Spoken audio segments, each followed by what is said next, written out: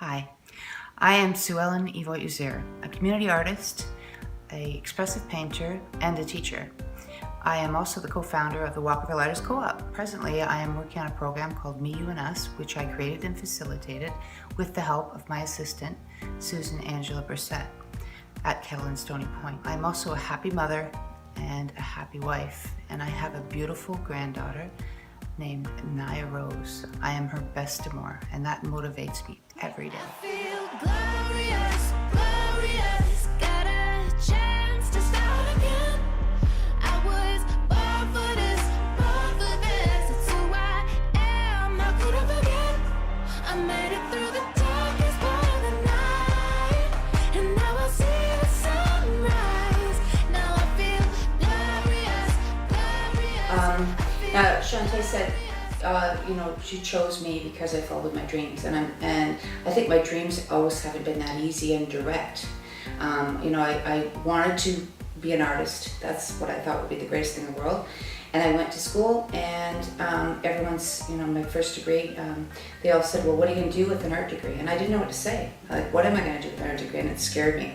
So I went off and got my psychology degree, and then I got a teacher's degree, and then I finally went back and got my art degree. And it's been wonderful, and receiving my art degree is that dream that kept following me around and wouldn't leave me alone.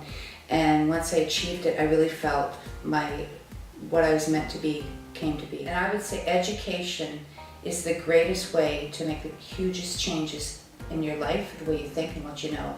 And I thoroughly believe that the value of it is there's nothing to compare to education and willingness to learn and continually learn. I was teaching ESL to new Canadians and talking about how multicultural Canada is and how accepting we are of all races, etc.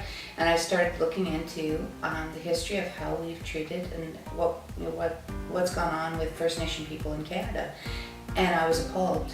I always say, if you're not part of the solution, you're part of the problem. So I decided I wanted to do more.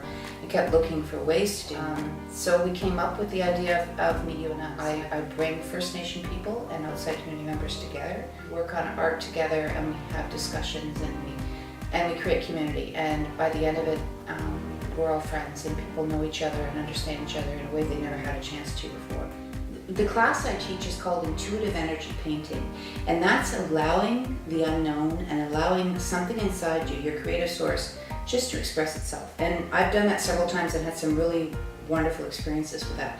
But I don't necessarily know what I'm going to do. I don't know exactly what's going to happen at all. I just ask the creative source to give me some direction, and I allow it to happen.